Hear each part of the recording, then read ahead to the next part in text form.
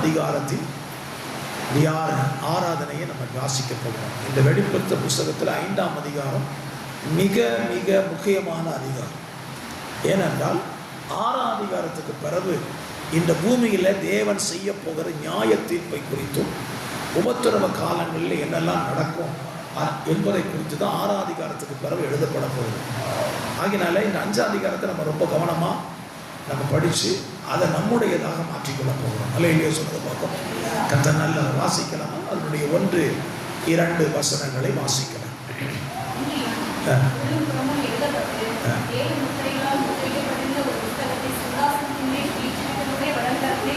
கண்டேன்.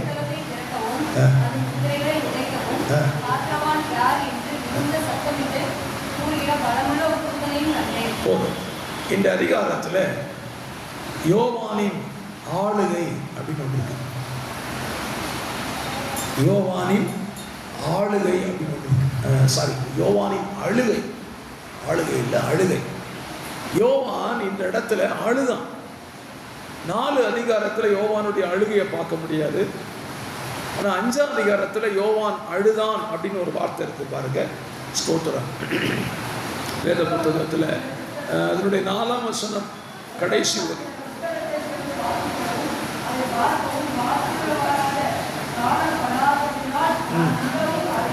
நான் மிகவும் அழுதேன் என்று சொல்லப்பட்டிருக்கு.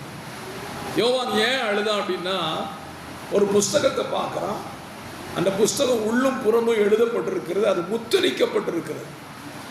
இப்போ அதை வாங்கி அந்த முத்திரை உடைச்சி படிக்கிறதுக்கு யார் இல்லை அப்படின்னு சொன்னால், நீங்கள் அதுக்கு முந்தின வசனத்தில் வாசிக்க முடியும்.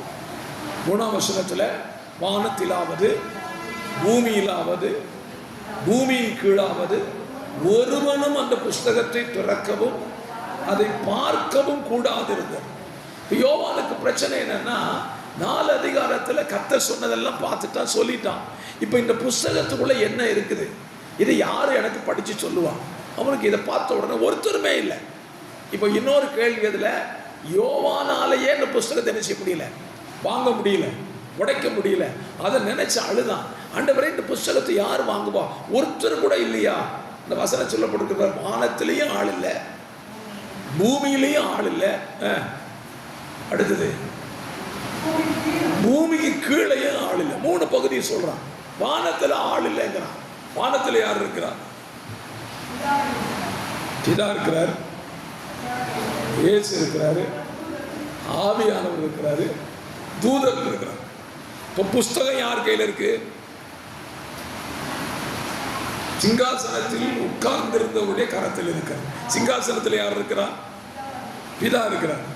பிதா கையில் இருக்கிற புஸ்தகத்தை வாங்கி திறக்கிறதுக்கு யாரால முடியல? அதுதான் அவன் இயேசுவை பார்க்கலங்க, ஆவியானவரையும் பார்க்கல. சரி, வானத்தில் தூதர்கள் இருக்கிறாங்க, தூதர்களாலையும் வாங்க முடியல இந்த புஸ்தகத்தை. சரி, அவன் அடுத்து எங்க போறான்? பூமிக்கு வர்றான்.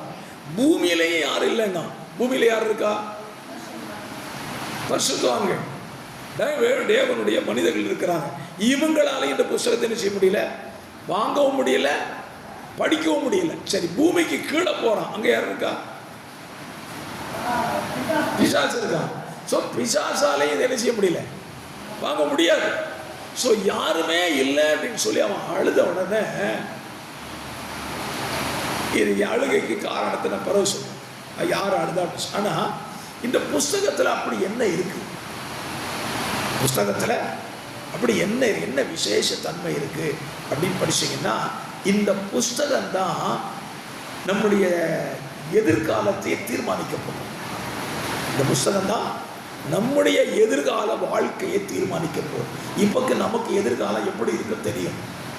சபை எடுத்துக்கொள்ளப்பட்ட பின்பு நமக்கு மத்திய வானத்தில் 7 வருஷம், இதே பூமியில் 1000 வருஷம். அதுக்கு பிறகு நித்திய காலமாக இயேசு கூட வாழ போகிறோம். இதுதான் நம்ம வாழ்க்கை. ஆனால் யோவான் இதை எழுதும்போது அவனுக்கு தெரியாது. யோவான் எழுதும்போது இதெல்லாம் அவனுக்கு என்ன செய்யாது, இந்த சத்தியெல்லாம் தெரியும். நமக்கு எழுதி கொடுத்த நம்ம படிச்சுட்டோம். இப்போ யோவான் அந்த புஸ்தகத்தில் எழுதப்பட்ட ஒரு காரியத்தை குறித்து இப்படி எழுதுகிறான். என்ன எழுதுகிறான்? அந்த புஸ்தகத்துக்குள்ளே என்ன இருந்தாலும் அந்த புஸ்தகம் முக்கியமான புஸ்தகம். ஏன்னா பிதா கையில் இருக்குது, முக்கியமான புஸ்தகம். அந்த புஸ்தகத்தில் என்ன இருக்கு அப்படின்னு கேட்டீங்கன்னா, வாழ்க்கை மற்றும் மரண சம்பந்தமான சட்ட பத்திரங்கள் ஒவ்வொன்றும் ஒத்துழைக்கப்பட்டதாக இருக்கும். ஒரு சின்ன உதாரணம் சொல்கிறேன். நம்ம வீட்டில் ஒரு சொத்து வாங்குறோம். அந்த சொத்தினுடைய பத்திரம் என்ன செய்யும்? லாக்கரில் இருக்கும். ஏன்? அது மிக பத்திரமானது, அது எடுக்க மாட்டோம் ஈஸியாக. அப்போ அந்த சொத்து பத்திரத்தை லாக்கரில் வச்சு லாக் பண்ணிடுவோம். சிலவங்க கொண்டு என்ன செய்வாங்க? பத்திரத்தை கொண்டு போய் பேங்கில் வச்சுருவாங்க. ஏன்னா அது சேஃபாக இருக்கணும். இப்போ எதுவும் சேஃப் கிடையாது, பேங்கே சேஃப் கிடையாது, மொத்தமாக அடிச்சுட்டு போயிடுறாங்க. எப்படி இருந்தாலும் பாதுகாக்கப்படுகிறது, பத்திரமா வச்சு பாதுகாக்கப்படுகிறது. இப்போ நம்முடைய பிதா கையில் இருக்கிற பத்திரம் எது சார்ந்ததுன்னா, என்னுடைய வாழ்க்கையை சார்ந்தது, என் வாழ்க்கையை சார்ந்தது. எப்படின்னு சொல்கிறேன். பைபிளில் நீங்கள் ஒரு ஸ்தோத்திரம் வசனத்தை வாசிக்கலாம். லேவியராகமம் 25ஆம் அதிகாரம் 23, 24 வாசிக்கலாம். லேவியராகமம் 25, 23, 24.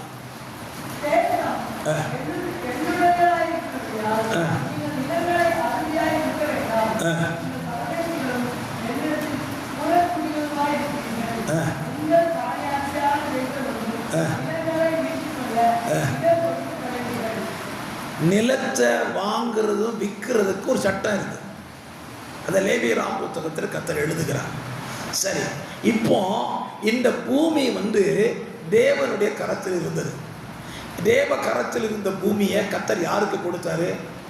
மனுஷனுக்கு கொடுத்தார். ஆதியாகமம் 1ஆம் அதிகாரத்தில் பூமியையோ மனுஷனுக்கு கொடுத்துட்டார். மனுஷன் சொன்னார், இந்த பூமியை ஆண்டு அதை என்ன செஞ்சுக்கோ, நிரப்பி ஆண்டு கொள்ள என்று சொன்னார். ஆனால் அந்த பூமி யார் கையில் போயிடுச்சு? சாத்தானுடைய கையில் போயிடுச்சு. மத்தேயு சுவிசேஷம் 4ஆம் அதிகாரத்தை சொல்லுகிறான், இந்த உலகம் எனக்கு கொடுக்கப்பட்டிருக்கிறது. அந்த உலகத்தை அவனுக்கு கொடுத்தது யாரு? மனுஷன் தான். நம்ம கையில் இந்த சொத்தை நம்மளாவே யார்கிட்ட வித்துட்டோம்? பிசாசு கையில் வித்துட்டோம். இப்போ இந்த வித்ததை யார் மீட்க முடியும்? மனுஷன் வித்ததை மனுஷன் தான் வாங்க முடியும். ரூத்தின் புஸ்தகத்தை நீங்கள் படிச்சீங்கன்னா, நகோமி தன்னுடைய சொத்தை விற்க போகிறான்னு போவாஸ் சொன்ன உடனே, போவாஸுக்கு நகோமிக்கு நெருங்கின உறவினான் ஒருத்தன் இருந்தான். அவன்கிட்ட போய் போவாஸ் கேட்குறான், நீ வாங்கலையா? இல்லாட்ட நான் தான் வாங்கணும். மனுஷன் வித்த சொத்தை மனுஷன் தான் வாங்கணும். இப்போ மனுஷன் யார்கிட்ட வித்துட்டான்? பிசாசிட்ட வித்துட்டான். பிசாசிட்ட வித்த சொத்தை நம்ம மனுஷனால் வாங்க முடியுமா? முடியவே முடியாது. நம்ம இப்படி தான் நிறைய யார்கிட்ட வித்துட்டோம். நம்மளே நிறைய விஷயத்தை பிசாசிட்ட வித்துட்டோம். இப்போ அவன்கிட்ட வாங்கிறதுக்கு நம்மளால் என்ன செய்யலை, முடியலை. அப்போ பிதா பார்க்குறாரு, மனுஷன் வித்த சொத்தை மனுஷகுமாரனாகிய இயேசுவை அனுப்பி வாங்க போகிறார். அல்லேலூயா சொல்லுங்க பார்ப்போம். அல்லேலூயா. இந்த லெந்து நாட்கள் எதை குறிக்கிறது அப்படின்னா, மனுஷகுமாரன் மனுஷன் வித்த சொத்தை பிசாசு கையில் என்ன செஞ்சாரு? வாங்கினதான நினைவு கூறுதல் தான் இந்த லெந்து நாட்கள். இப்போ நம்ம நினைக்கணும், என் சொத்தை அப்பா மீட்டு வச்சிருக்கிறார். அல்லேலூயா சொல்லுங்க பார்ப்போம். அது எப்போ எனக்கு சொந்தமாக மாறும்? நான் வித்துட்டேன். வித்ததை யார் வாங்கிட்டா? ஏசப்பா வாங்கிட்டாரு. எனக்கு எப்போ கிடைக்கும்? நான் அந்த அப்பாவுக்கு பிள்ளையா மாறினா எனக்கு சொத்து வந்துடும். அல்லேலூயா. இப்போ ஆண்டவர் சொல்றாரு, சொத்து என் கையில் இருக்குது, உன் வாழ்க்கை என் கையில் இருக்குது, உன் மரணம் என் கையில் இருக்குது. இதை நான் மீட்கிறதுக்கு தான் எங்கே வரப்போகிறேன்? பூமிக்கு வரப்போகிறேன். அல்லேலூயா சொல்லுங்க பார்ப்போம். சட்டப்படியாக மீட்கணும்னா பத்திரத்தை என்ன செய்யணும்? ஆஃபீஸில் கொண்டு போய் பதிவு பண்ணணும். இப்போ என் பேரில் இருக்கிற சொத்தை நான் இன்னொருத்தர் பேரில் மாற்றுறதுக்கு எங்கே தான் போகிறேன்? ரெஜிஸ்டர் ஆஃபீஸுக்கு போகிறேன். ரெஜிஸ்டர் ஆஃபீஸில் போய் நான் எழுதி கொடுக்குறேன், இந்த பத்திரத்தை, இந்த சொத்தை இந்த நபருக்கு இந்த நாளில் இவ்வளவு விலைக்கரையமாக என்ன செய்கிறேன், நான் எழுதி கொடுக்குறேன். போட்டு என் கூட 4 பேர் சாட்சி போட்டவுடனே பத்திரம் கை மாறிடும். அல்லேலூயா சொல்லுங்க பார்ப்போம். இப்போ ஏசப்பா சொத்தை மீட்கிறதுக்கு வர்றார். சொத்தை மீட்க வரும்போது சொத்தை மீட்டு கொடுக்க, சொத்தை விற்கிறவன் யாரு? பிசாசு. பிசாசு சொத்தை விற்கும் போது என்ன கேட்பான்? பேச முடியல. நீங்க சொத்தை விற்கிறதா இருந்தா நீங்க எதை கேட்பீங்க? துட்டு எத்தனை லட்சம் தரிய அப்படின்னு சொத்து கண்டிப்பா கேட்போம்ல. துட்டு தந்தா இடம் தருவோம். இப்போ பிசாசு கேட்கறான், உன் புள்ள வித்த சொத்தை நான் தர்றேன், நீர் எனக்கு என்ன தருவேன்? ஏசப்பா சொல்றாரு, உனக்கு கொடுக்கறதுக்கு ஒன்னே ஒன்று வச்சிருக்கிறேன். என்னது? என் ரத்தம். என் ரத்தத்தை கொடுத்து என் பிள்ளை வித்ததை வாங்க போறேன். அல்லேலூயா சொல்லுங்க பார்ப்போம். நல்ல சந்தோஷமா சொல்லலாமா? என் சொத்தை எங்க அப்பா ரத்தத்தை சிந்தி என்ன செஞ்சிட்டாரு? மீட்டு கொண்டா. எங்க அப்பா கையில் இருக்கிற பத்திரம் எப்படிப்பட்ட பத்திரம்? ரத்தம் சிந்தி மீட்டெடுத்த பத்திரம். அல்லேலூயா சோதரன். நம்ம எப்படி வித்தோம்? நம்ம இலவசமா வித்துக்கிட்டோம். நமக்கு சொத்துக்கு வழியே தெரியாது. ஆதாம் எப்படி வித்தான்? ஒரு பழம் தான். ஒரு பழத்தை கொடுத்து எதை வாங்கிட்டான்? சொத்தை எழுதி வாங்கிட்டான். கண்டு பழைய காலங்களில் நீங்கள் பார்த்தீங்க, நிறைய பேர் தோத்துறோம் தண்ணி அடிக்கிறதுக்காக எதை விற்றுருக்காங்க? சொத்தை விற்றுருக்காங்க. நம்ம சர்ச்சு இருக்கிற ஏரியாலாம் பார்த்தீங்கன்னா, சகோதரி மீனாட்சி சொல்லுவாங்க, இதெல்லாம் எங்கள் சொந்தக்கார சொத்து, 500 ரூபாய்க்கு விற்றுருக்காங்க. குடிக்க சாராயத்துக்கு வழி இல்லாமல் விற்றுருக்காங்க. இன்னைக்கு இந்த இடம் எங்கேயோ கோடிகளுக்கு போயிட்டு. இதே போலதான் மனுஷன் என்ன செஞ்சான்? ஆண்டவர் கொடுத்த அவ்வளோ பெரிய பூமியை ஒரு பழத்துக்காக என்ன செஞ்சான்? விற்று போட்டான். இப்போ அப்பா சொல்றாரு, நீ பழத்துக்காக விற்ற சொத்தை நான் ரத்தம் கொடுத்து என்ன செஞ்சுட்டேன்? மீட்டு கொண்டே. நிலையில் சொல்லுங்க பார்ப்போம். இப்போ பத்திரம் யார் கையில் இருக்குது? அப்பா கையில் இருக்குது. இப்போ இந்த பத்திரத்தில் என்ன இருக்குது அப்படின்னு கேட்டீங்கன்னா, என் வாழ்க்கை சம்பந்தப்பட்டது. என் வாழ்க்கை, நான் வாழ்றதா, ஜீவிக்கிறதா, நான் செத்து போகிறது எப்போ, நான் இனி எப்படி வாழுவேன், இதெல்லாம் எங்கே எழுதி வச்சிருக்கிறாரு? அந்த பத்திரத்தை எழுதி வச்சிருக்கிறாரு. இப்போ யோவானுக்கு ஒன்றும் புரிய மாட்டேங்குது. இந்த பத்திரத்துக்குள்ள என்ன சரக்கு இருக்குன்னு நமக்கு எழுதி கொடுத்துட்டாங்க. அவனுக்கு ஒன்றும் புரியல. அவன் முடிச்சுக்கிட்டு இருக்கான். என்ன இது? யார் வாசிப்பா, யார் உடப்பா, இதுல என்ன இருக்கு எனக்கு தெரியணுமே அப்படின்னு சொல்றான். ஆண்டவருடைய வேதம் சொல்லுகிறது, இதை மீட்டு கொள்வதற்காகத்தான் என்னுடைய ரட்சகர் சீக்கிரமாய் இந்த பூமிக்கு என்ன செய்ய போறாரு? வரப்போகிறார். அல்லேலூயா சொல்லுங்க பார்ப்போம்.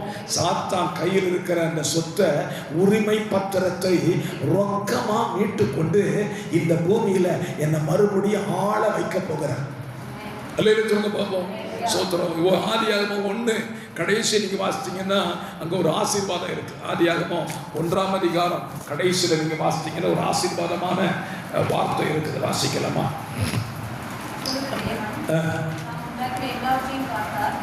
அதனுடைய 28ஆம் வசனம். தேவன் அவர்களை நோக்கி,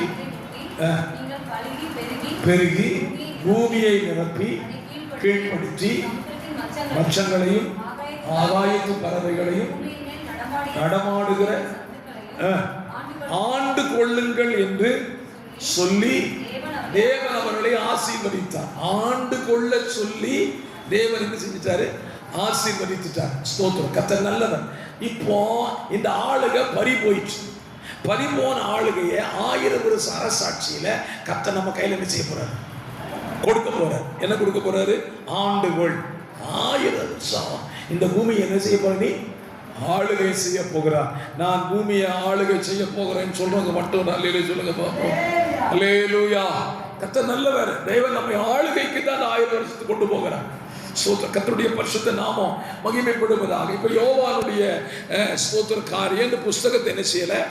யார் உடைக்க போகிறா, யார் வாங்க போகிறா அவனுக்கு புரியல. புரியாது இருக்கும்போது அங்கே ஒரு வார்த்தை இருக்குது பாருங்க. ஸ்தோத்திரம். அதனுடைய 5ஆம் வசனம். ஒருவன் நீ அழ வேண்டாம். பைபிள்ல அழ வேண்டாம் சொல்றதுக்கு யாருக்கு மட்டும் ரைட்ஸ் இருக்கு? பைபிள்ல யாரெல்லாம் சொன்னா அழ வேண்டாம்? 1 சாமுவேல் 1ஆம் அதிகாரத்தில் ஒருத்தன் சொன்னான். எல்கானா போய் மனைவிட்டு சொன்னான், நீ ஏமா அழுதுகிட்டே இருக்க? உனக்கு 10 குமாரரை பார்க்கல் நான் அதிகம் இல்லையாண்ணா? அவருக்கு நான் போயா 10 குமாரரை விட நீ எனக்கு பிள்ளையா? வீட்டையா நான் பிள்ளையா மாற முடியாது. தோத்துறோம். ஆனால் அதே அழுகைக்கு ஏலி கேட்குறான்.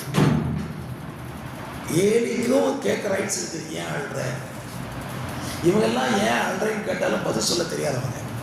அந்த யோவான் 20ஆம் அதிகாரத்தில் மரியாதை பார்த்து இயேசு கேட்டார், மரியாதை ஸ்திரீயே ஏன் அழுகிறாய்? யாரை தேடுகிறார்? அப்பவும் அவன் என்ன சொல்றான்? தோட்டக்காரன் நினைச்சுக்கிட்டு, ஆண்டவரே நீர் என் ஆண்டவரை எடுத்துக்கொண்டு போய் உண்டானால் சொல்லுங்க, நான் என்ன செஞ்சுக்கிறேன், அவர் போய் எடுத்துக்கிறேன். அப்போதான் பார்த்தாரு மரமண்டைக்கு என்ன செய்யலை, இன்னும் புரியலை உங்களுக்கேன்னு சொல்லிட்டு. நான் சில நேரத்தில் பார்த்தேன், நம்ம மரமண்டைக்கு புரியாது, உண்மையிலே சொல்லுதேன்.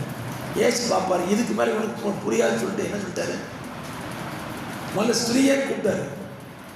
ஏன் ஆண்டவர் ஸ்திரீயன்னு கூப்பிட்டாரு? இதுக்கு முன்னால அந்த ஸ்திரீயை எப்படி சொல்லி கூப்பிட்டுருப்பாரு? மரியாள் சொல்லி தான் கூப்பிட்டுருப்பாரு. ஆனால் இங்கே ஏன் ஸ்திரீன்னு கூப்பிட்டாரு? இப்போ அவர் யாரா மாறிட்டார்? அவர் உயிர் தெழுந்ததுக்கு முன்னால மனுஷகுமாரன், உயிர் தெழுந்த பின்பு அவர் தேவகுமாரன் ஆயிட்டார். அப்போ அவர் தேவன் சொன்னா நான் யார் தான்? மனுஷி அல்லது ஸ்திரீ தான். இந்த இடத்துல இயேசு கிறிஸ்து ஸ்திரீயே கூப்பிட்டு பார்க்கிறாரு. இப்போ மாதிரி இவளுக்கு புரிஞ்சிடாதா, நான் தேவன் தான் ஸ்திரீயை கூப்பிட முடியும்? இவளுக்கு புரியல. ஏன்னா இவ எதுல பழகினவன்? மரியாள் கூப்பிட்டே பழகினவன். இவன் பார்த்தாரு, இந்த மரமண்டைச்சிக்கு புரிய வைக்கணும்னா பேர் சொல்லி கூப்பிடுறான். மரியாளே அப்படின்னு சொன்ன உடனே சட்டக்கு நினைச்சிட்டான். ரபுனி. எத்தனை நேரத்தில் ஏசப்பாவை நம்ம பேரை சொல்லி கூப்பிட்ட உடனே ஏசப்பா அப்படி கூப்பிடுறோம்ல, அதுதான் ரபுனி அப்படின்னா அர்த்தம் என்னவா? போதகரே. அவனுக்கு ஒரு உண்மை புரிஞ்சிட்டு, என்ன பேர் சொல்லி கூப்பிடக்கூடிய ஒரே ஒரு தேவன்னா அவன் என் போதகர் மட்டும்தான். அல்லேலூயா, ஸ்தோத்திரம். இப்போ அந்த போதகர் தான் சொல்றாரு, ஏன் அழுத, ஏன் அழுத? ஸ்தோத்திரம். அவன் கேட்டதோட சரி, அவன் அழுக என்ன செஞ்சிச்சு? ஸ்டாப் ஆயிட்டு. நான் சொல்லுவேன், மனுஷன் எவ்வளவு கேட்டாலும் சரி அழுக நிற்காது. தேவன் கேட்டார்னா அழுக நின்று அறுபட மாட்டேன். அல்லேலூயா. அந்நாள் அழுது கொண்டிருந்தவள் வீட்டுக்கு போய் அதுக்கப்புறம் துக்க முகமா இல்லை. என கேட்டவர் யாரு? கர்த்தர் கேட்டார். ஸ்தோத்திரம். இப்போ யோவான்ட்ட அவன் அழுதான்ல, அழுதுக்கு தேவதூதன் சொல்றான் அழாதே. ஸ்தோத்திரம். இயேசு சொன்ன மாதிரி தெரியல, அழாதே. ஸ்தோத்திரம். இவன் அழாதேன்னு சொன்ன உடனே யோவான் என்ன நினைச்சிட்டான்? பரவாயில்ல கொடுக்க, இவன் திறந்துருவான் அப்படின்னு நினைச்சிருப்பான். அவன் சொல்றான் அழாத,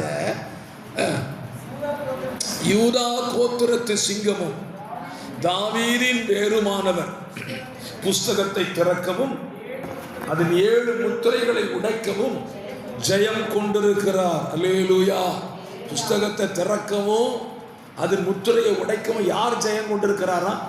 2 சொல்றான், 2 வார்த்தை சொல்றான். ஒன்று யூதா கோத்திரத்து சிங்கம், தாவீதின் வேர். அடுத்து என்ன சொல்றான் பாருங்க, அதுக்கு அடுத்த வசனத்துல, இதோ அடிக்கப்பட்ட வண்ணமா இருக்கிற ஒரு ஆட்டுக்குட்டி சிங்காசனத்துக்கும் அந்த 4 ஜீவன்களுக்கும் மூப்பர்கள் மத்தியில் நிற்பதை கண்டான். ஸ்தோத்திரம். 4 காரியம் இருக்கு. ஒன்று யூதா கோத்திரத்து சிங்கம், தாவீதின் வேறுமானவர். 2, மூணாவது தான் அடிக்கப்பட்ட வண்ணமாக இருக்கிற ஆட்டுக்குட்டி. இப்போ இவனுக்கு யூதா கோத்திரத்து சிங்கம்னு சொன்ன உடனே யோவானுக்கு புரியல, தாவீதின் வேறுன்னு சொன்னாலும் உனக்கு புரியல. ஆனா எது சொன்ன உடனே புரிஞ்சுட்டு, அடிக்கப்பட்ட ஆட்டுக்குட்டின்னு சொன்ன புரிஞ்சுட்டு. எப்படி புரிஞ்சது இவனுக்கு? ஸ்தோத்திரம். யோவான் சுவிசேஷம் 1ஆம் அதிகாரத்துல யோவான் ஸ்நானகன் இயேசு நடந்து போகிறத பார்த்த உடனே தன்னுடைய சீஷனுக்கு சொல்லுகிறான், இதோ உலகத்தின் பாவத்தை சுமந்து தீர்க்கிற தேவ ஆட்டுக்குட்டின்னு சொல்லி கொடுக்கிறான். இப்ப இது யாருக்கு புரிஞ்சிருக்கும்? யோவானுக்கு புரிஞ்சிட்டு. அப்ப இயேசு தான் இங்க யாரா இருக்கிறார்? ஆட்டுக்குட்டியா இருக்கிறாரு. அவர் யாரா இருந்தவர்? யூதா கோத்திரத்து சிங்கமா இருந்தவர், தாவீதுக்கு வேறா இருந்தவர். ஏசாயா 11 சொல்லப்பட்டிருக்கிறது, ஈசா என்னும் அடிமரத்தில் இருந்து ஒரு வேர் எழும்பி ஒரு வேரில் இருந்து ஒரு கிளை எழும்பி செழிக்கும் அப்படின்னு இருக்குது. அப்ப இயேசு கிறிஸ்து தான் இதுக்கு பாத்திரர் அப்படின்னு அறிஞ்சு கொண்டான். இப்போ யோவானுக்கு ரொம்ப சந்தோஷம், புத்தகத்தை வாங்குறதுக்கு ஆளு கிடைச்சிட்டு. ஸ்தோத்திரம். புஸ்தகத்தை முத்திரையை உடைக்கிறதுக்கும் ஆளு கிடைச்சிட்டு. நீங்க முந்தின அதிகாரத்தை நீங்க படிச்சீங்கன்னா 4 ஜீவன் 4 ஆவிகள் இருக்கும், 4 4 8 இருக்கும். ஆனா இந்த 5ஆம் அதிகாரத்துல 7 முத்திரை, 7ங்கிற ஒரு காரியத்தை கர்த்தர் ஆரம்பிக்கிறார். வெளிப்படுத்தின புஸ்தகத்தை நீங்கள் படிச்சீங்கன்னா நிறைய 7 இருக்கு. பின்னால் ஒவ்வொரு நாளும் படிக்கலாம். நிறைய 7 முத்திரை, 7 வாத, 7 கலசம் அப்படின்னு நிறைய 7ஆ இருக்கும். ஸ்தோத்திரம், படிச்சுக்கலாம் நம்ம. சரி, இப்போ நம்ம அந்த ஆராதனைக்குள்ள வந்துடுவோமே. ஸ்தோத்திரம். ஆட்டுக்குட்டியானவர் அந்த ஸ்தோத்திரம் புஸ்தகத்தை வாங்க போகிறாரு. அந்த யூதா கோத்திரத்து சிங்கமும் அந்த புஸ்தகத்தை என்ன செய்கிறார்? வாங்க போகிறார். ஸ்தோத்திரம். இந்த இடத்துல யார் அவரை ஆராதிக்கிறார்கள்? 8ஆம் வசனத்துக்கு வாங்க. 8ஆம் வசனம்.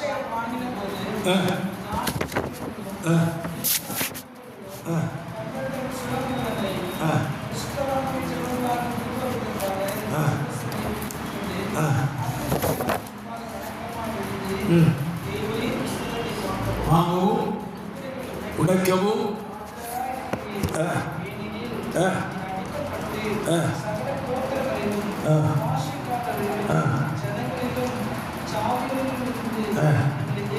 எங்களை தேவனுக்கென்று உம்முடைய இரத்தத்தினாலே மீட்டுக் கொண்டீர். நாம் எப்படி மீட்கப்பட்டிருக்கிறோம்? ரத்தத்தை கொண்டு மீட்கப்பட்டிருக்கிறோம். அல்லேலூயா சொல்லுங்க பாப்போம். ஸ்தோத்திரம். அவர் ஆராதிக்க போகிறது யாரெல்லாம் அப்படின்னு பார்த்தீங்கன்னா 24 மூப்பர்கள், 4 ஜீவன், எண்ணி முடியாத தேவதூதர்கள், பூமியின் மேல் உள்ளவைகள், பூமியின் கீழ் உள்ளவைகள், சமுத்திரத்தில் உள்ளவைகள், அவற்றில் உள்ளடக்கிய அத்தனை வஸ்துக்களும் தேவனை என்ன செய்ய போறாங்க? ஆராதிக்க போறாங்க. இதுல விசேஷம் என்னன்னா, இயேசுவின் ரத்தத்தில் மீட்டெடுக்கப்பட்ட சபை என்ன செய்யுது? ஆண்டவரை ஆராதிக்க போகிறது. அல்லேலூயா. நேற்றுக்கு நான் சொன்னேன், பூமியில ஆராதிச்சாதான் பரலோகத்தில் போய் என்ன செய்ய முடியும்? ஆராதிக்க முடியும். பூமியில ஆராதிக்காம வாயை கூட்டிட்டு இருந்தா பரலோகத்துக்கு போன ரொம்ப கஷ்டமா இருக்கும். இசப்பாய்க்கு பழக்கமே இல்லை. ஸ்தோத்திரம். பைபிளில் ஒரு வசனம் இருக்கு பாருங்க, பழக்கம் இல்லைன்னா போட்டு நடந்து பார்க்கணும். 1 சாமுவேல் 17ஆம் அதிகாரத்தில் சவுல் சொல்றான், எப்பா என் ட்ரெஸ்ஸை போட்டுட்டு யுத்தத்துக்கு போ அப்படின்னா. அவன் சொன்னான், எனக்கு பழக்கம் இல்லையே அப்படின்னா. போட்டு பாரு, போட்டு நடந்து பாரு அப்படின்னா. போட்டான், நடந்தான். அவன் சொல்லலாம், இது எனக்கு பழக்கம் இல்லாததுனால எனக்கு இது வேண்டாம். நான் சொல்ல, பூமியில பாடல் பாடி கர்த்தரை ஆராதிச்சு பழகலைன்னா பரலோகத்தில் போனா எல்லாரும் பாடும்போது நமக்கு கஷ்டமா இருக்கும். அதனால தான் சொல்றாரு, பூமியில நம்ம என்ன செய்யணும்ல, கர்த்தரை ஆராதிக்க கடமைப்பட்டிருக்கிறோம். சரி, ஸ்தோத்திரம். இப்போ இந்த ஆராதனைக்கு தகுதி உடையவர் யார் அப்படின்னு பார்த்தீங்கன்னா, அதனுடைய 12ஆம் வசனத்தை வாசிக்கலாம். ஆராதனைக்கு தகுதி உடையவர் சத்தமிட்டு அடிக்கப்பட்ட ஆட்டுக்குட்டியானவர் வல்லமையும் ஐஸ்வர்யத்தையும் ஞானத்தையும் பலத்தையும் கனத்தையும் மகிமையையும் ஸ்தோத்திரத்தையும் பெற்றுக்கொள்ள ஆராதனைக்கு தகுதி உடையவர் நம்முடைய ரட்சகன் மாத்திரம்தான். அல்லேலூயா. ஸ்தோத்திரம். நம்ம எங்க ஆராதிச்சாலும் சரி, வீட்டில் ஆராதிச்சாலும் சரி, சபையில் ஆராதிச்சாலும் சரி, ஆராதனைக்கு தகுதி யாரு தான்? ஆண்டவர் மட்டும்தான். பாஸ்டர் கிடையாது. ஸ்தோத்திரம். சிலவங்க பார்த்தீங்கன்னா பாஸ்டருக்காக ஆராதிப்பாங்க. தப்பு. பாஸ்டருக்கு ஆராதிக்க, பாஸ்டர் யாரை தான் ஆராதிக்கிறாரு? ஆண்டவர் தான் ஆராதிக்கிறார். ஸோ நம்ம ஆராதனை முழுசு கர்த்தருக்கு தான். ஆராதனை என்பது பிதாவை சேர்ந்தது. நீங்க பைபிளை நீங்க படிச்சு பார்த்தீங்கன்னா, பிதா தான் ஆராதிக்கப்படத்தக்கவர். ஆனா பிதா என்ன செஞ்சிட்டாரு? அந்த தகுதியை, அந்த கனத்தை தான் பிள்ளைக்கு கொடுத்துட்டாரு, இயேசுவுக்கு. இப்போ யாருக்கு ஆராதனை போய் சேர்ந்துருது? நம்ம ஆராதிச்சாலும், பிதாவை ஆராதிச்சாலும், பிதாவை எங்க கொடுத்துட்டாரு? தான் மகன் கையில் கொடுத்துட்டார். அப்போ இயேசு தான் இன்றைக்கு ஆராதனைக்கு பாத்திரவராய் மாறி விடுகிறார். நான் சொல்லுவேன், இந்த 2 பேர் தான். ஆவியானவர் கூட எங்கே நிற்க மாட்டார்? ஆராதனைக்கு கூட நிற்க மாட்டார். அவர் ஆராதனைக்கு சப்போர்ட்டர், அவ்வளோதான். நம்ம பிதாவை ஆராதிக்கிறது, இயேசுவை ஆராதிக்கிறதுக்கு ஆவியானவர் சப்போர்ட் பண்ணுறாரு. நம்ம ஆவியானவரே ஆராதிக்கிறோம் அப்படின்னு சொன்னீங்கன்னா, அதை என்ன நம்ம சொன்னாலும் சரி, அவர் சொல்லுவாரு, நான் ஆராதனைக்கு தகுதியும் கிடையாது. யார் தான்? அவர் தான். அவர் தான். எப்பவுமே நம்ம ஏசு ஏசு ஏசுன்னு சொல்லி நம்ம கையை உயர்த்தியே பாருங்களேன், நமக்கு பிரச்சனையே வராது. அல்லேலூயா. என்ன நடந்தாலும் சரி. ஸ்தோத்திரம். நான் என்னுடைய வாகனம் ஓட்டும் போது சொல்லுவேன், வாகனம் ஓட்டிட்டு போகும்போது நிறைய பேர் எனக்கு முன்னால் வேகமாக போவாங்க. நான் அவங்கள ஓவர்டேக் பண்ணி போகிறது எனக்கு ரொம்ப டேஸ்ட். ஸ்தோத்திரம். ஆனால் அப்பவும் சொல்லுவேன், எப்பா சைக்கிள் ஓட்ட தெரியாதவன் ஓட்ட வச்சது நீங்கள் தான். அல்லேலூயா சொல்லுங்க பார்ப்போம். உண்மையிலே சொல்கிறேன், சொந்த சைக்கிளில் நான் ஓட்டுறது ரொம்ப வயசான பிறகு. பைக் ஓட்டுறது 38ஆவது வயசில், அது வரைக்கும் நான் ஓட்டலை. தோத்தும். ஆனாலும் சொல்லுவேன், இப்போ கர்த்தரை நான் ஓட்ட வச்சிருக்கேன். அல்லேலூயா சொல்லுங்க பார்ப்போம். இதுக்கு காரணம் யாருன்னா நான் கிடையவே கிடையாது, இது எங்கள் அப்பா தான். அல்லேலூயா சொல்லுங்க பார்ப்போம். ஒவ்வொரு விஷயத்திலும் இப்படி சொல்லி பாருங்க. என் வாழ்க்கையில், என் ஜீவிதத்தில், என் படிப்பில், என் எதிர்காலத்தில் எல்லாமே நீங்கள் தான் சொல்லிட்டீங்கன்னா அவர் பார்ப்பாரு, மொத்தத்தை நம்ம மேலே போட்டான அந்த பையன் அப்படின்னு சொல்லிட்டு எல்லாம் வாழ வச்சுருவார். ஹல்லேலூயா. கர்த்தர் நல்லவர். சரி, இப்போ வாசிக்கலாமா அந்த ஆராதனையுடைய சத்தத்தை பாருங்க. 13ஆம் வசனம். அப்பொழுது வானத்திலும் பூமியிலும் பூமியின் கீழும் இருக்கிற சக்திகள் யாவும் அவற்றில் அடங்கிய வஸ்துக்கள் யாவும் சிங்காசனத்தின் மேல் வீற்றிருக்கிறவருக்கும் ஆட்டுக்குட்டியானவருக்கும் ஸ்தோத்திரமும் கனமும் மகிமையும் வல்லமையும் சதா காலங்களில் உண்டாவதாக என்று சொல்ல கேட்டேன். ஆராதனுடைய பாடல் எப்படி இருக்கு பாருங்க. ஸ்தோத்திரம், ஸ்தோத்திரமும் கனமும் மகிமையும் வல்லமையும் சதா காலங்களில் அவருக்கு தான். இப்போ நம்ம ஆராதனையில் எப்படி இருக்கணும்? மகிமை, கனம், ஸ்தோத்திரம், புகழ், மாட்சிமை எல்லாம் உங்களுக்கு தான். ஸ்தோத்திரம். அல்லேலூயா சொல்லுங்க பார்ப்போம். இந்த 5ஆம் அதிகாரமே ஆட்டுக்குட்டியானவருக்கு ஆராதனை செய்கிற ஒரு அதிகாரம். நல்ல ஒரு ஆராதனைக்கு பின்னால பெரிய ஒரு பிரளயத்தை ஆண்டவர் வச்சிருக்கிறார். ஆராதிகாரத்தை நீங்கள் படிச்சீங்கன்னா ஒரு பெரிய பிரளயமே வரப்போகுது. நீ சொல்லுவேன், நல்லா ஆராதிச்சுக்கோங்க, உனக்கு ஒரு தீமை வரப்போகுதுங்கன்னா எப்படி இருக்கும்? நல்லா பாடி ஆராதிச்சுறேன், உனக்கு தீமை வரப்போகுது. நான் எதுக்கப்பா அப்போ ஆராதிக்கவே இல்லை, தீமை வராமல் இருக்கட்டும். நான் சொல்றேன், இது அப்படி கிடையாது. நான் ஆராதனைக்கு உரியவரை பார்த்த பிறகு எனக்கு ஒரு பெரிய பிரளயத்தை வச்சிருக்கிறான்னா, நான் பூமியில் பட்ட கஷ்டத்துக்கு எல்லாம் பழி தீர்க்கிற ஒரு பெரிய பிரளயம் காத்திருக்கேன். அல்லேலூயா. என்னை மோசம் போக்கின, என்னை தொல்லப்படுத்தின அந்த பிசாசு, அந்த விக்கிரகத்தின் ஆவி, அந்த ஆவி, இந்த ஆவி, எல்லா ஆவிக்கும் ஆராதிகாரத்திலிருந்து வேட்டு பார்த்தீங்க. இதை சொன்னாதான் ஆவியில் உற்சாகம். ஆராதிகாரத்துக்கு பிறகுதான் பிசாசுக்கு பெரிய அடி இருக்கு. இந்த அதிகாரத்தை நீங்க வெளிப்படுத்துற விசேஷத்தை இன்னைக்கு பிசாசு நிறைய பேரை படிக்க வைக்க மாட்டேங்கான். ஏன்னா அங்கதான் அவன் அழிவே இருக்குது. நான் ஆண்டவரே வெளிப்படுத்துற விசேஷம் எப்படியாவது என் சபைக்கு இந்த நாட்களில் கற்றுக் கொடுத்தோம்னு சொல்லி தான் ஆண்டவர்கிட்ட கேட்டுகிட்டே இருக்கிறேன். நான் கற்றுக் கொடுக்குறேன். நான் தான் அப்படின்னு நினைச்சா இன்னொரு பெரிய பாஸ்டரை பார்த்தேன், அவரும் வெளிப்படுத்த எடுத்துக்கிட்டு இருக்கிறாரு. அல்லேலூயா சொல்லுங்க பார்ப்போம். அப்ப நான் நினைக்கிறேன் என்ன ஆவியானவர் தான் நடத்துறாரு. அல்லேலூயா சொல்லுங்க பார்ப்போம். இந்த வெளிப்படுத்துற விசேஷத்தை கற்றுக்கொள்ள உங்களுக்குள்ள ஒரு பலன் வரும். என்ன தெரியுமா? ஓ, நான் படுகிற உபத்திரவத்துக்கெல்லாம் பழி தீர்க்கிற ஒரு காலம் வருது. சத்துருவை பழி வாங்க போகிறான், அவன் அழிக்கப்பட போகிறான். பிசாசே, நான் இன்னைக்கு பாதாளத்துக்கு ஒன்று அனுப்புறேன்னு சொன்னாலும் நீ போக மாட்டேங்கல. யோவை வெளிப்படுத்தல் 20ஆம் அதிகாரம் வர்றவனுக்கு போய்தான் ஆகணும். நீ போக முடியாதுன்னு சொன்னாலும் 20ஆம் அதிகாரத்தை உன்னை பாதாளத்துல தள்ளி அதோட உனக்கு ஒரு பெரிய பூட்டை போட்டு பூட்டிடுவார். அல்லேலூயா. இப்ப பிசாசு கேட்கிறான். இப்ப நான் பேசிக்கிட்டு இருக்கிற யார் கேட்கிறா? இந்த பிசாசு கேட்டிருக்கான். அடப்பாவி, என் காரியத்தை சொல்லிக்கிட்டு இருக்க, உன் கதையெல்லாம் சொல்றேன். இன்னைக்கு என்ன உபத்திரப்படுத்துற, இன்னைக்கு என்ன துன்பப்படுத்துற, வேதனைப்படுத்துற, நான் உனக்கு சொல்றேன், நீ சதா காலமும் வேதனைப்படுகிற ஒரு நாள் வருகிறது. அது என் அப்பா கையில இருக்கிற புஸ்தகத்தில் இருக்கு. அந்த பரம பாக்கியத்துக்கு நான் மட்டும் இல்லை, என் குடும்பம், என் சபை ஆயத்தமாக சொல்லணுமா? அப்படி கண்கள் போடுவோம். கர்த்தர் நல்லவர். ஸ்தோத்திரம். நல்ல கால சூழ்நிலைகளை தந்திருந்தார், நல்ல ஜெப வேலையை தந்தார், நல்ல ஆராதனை வேலையை தந்தார். நாளைக்கு நம்ம மறுபடியும் இந்த ஆலயத்தில் கூடி வரப்போகிறோம். ஸ்தோத்திரம். நம்ம ஜெபிக்கும் பொழுது கர்த்தர் நமக்கு சொன்னது போல ஆராதனையின் ஆழத்துக்குள்ள நம்மளை கர்த்தர் கொண்டு போயிடணும். ஆராதனையின் ஆழம் நம்ம மட்டும் இல்லை, நம்ம குடும்பம், நம்ம சபை எல்லாரையும் அந்த ஆழத்தில் கொண்டு போயிட்டாருன்னா பெரிய சந்தோஷமாக இருக்கும். ஜெபிக்கலாமா? மகா பரிசுத்தம், இரக்கமும் அன்பு நிறைந்த நல்ல பிதாவே, இந்த நாட்களிலே நீங்கள் எழுதி கொடுத்த வேதத்தின் கடைசி புத்தகமாக இருக்கிற இந்த உலகத்துக்கு கடைசி நியாயத்தீர்ப்பை கொடுக்க போகிற புத்தகத்தை வாசிக்க தியானிக்க உதவி செய்து கொண்டிருக்கிறீரே. ஸ்தோத்திரம் ஆண்டவரே. அந்த ஜெப நாட்கள் முடிகிறதுக்குள்ளாக இந்த வேதத்தை சரியாய் கற்றுக்கொள்ள அநேகருக்கு இது பிரயோஜனமாய் மாறுவதற்கு பரலோகம் எங்களுக்கு உதவி செய்ய வேண்டுமாய் ஜெபிக்கிறேன். இன்றைக்கு ஜெபத்தில் வந்து கலந்து கொண்ட பிள்ளைகளை கர்த்தர் ஆசீர்வதிங்க. விசேஷமாய் நாளை நடக்கிற பரிசுத்த ஆராதனைக்காய் கூட ஜெபம் பண்றப்பா. இன்றைக்கு எங்களை நடத்தினதை பார்க்கலாம் இன்னும் ஆழமாக எங்களை கொண்டு செல்ல வேண்டுமாய் ஜெபிக்கிறேன். ஆராதனையின் ஆழம், வசனத்தின் ஆழம், ஜெபத்தின் ஆழம், பிரசன்னத்தின் ஆழம், ஆவியானவரின் ஆழங்களுக்குள்ள எங்களை கொண்டு சென்று விட வேண்டுமா நாங்கள் ஜெபிக்கிறோம். காத்துக்கொள்ளும், பலப்படுத்தி ஆசீர்வதி. இயேசு ரட்சகர் நாமத்தில் ஜெபிக்கிறோம். ஜெபம் கேளும் நல்ல பிதாவே. ஆமென். என் ஆத்துமாவே என்னோட உள்ளமே பரிசுத்த நாமத்தை ஸ்தோத்திரம். என் ஆத்துமாவே கர்த்தர் செய்த சகல உபகாரங்களையும் மறவாதே. ஆமென். ஆமென். God bless you. Hallelujah. Hallelujah. Hallelujah. கர்த்தர் உங்களை ஆசீர்வதிப்பார்.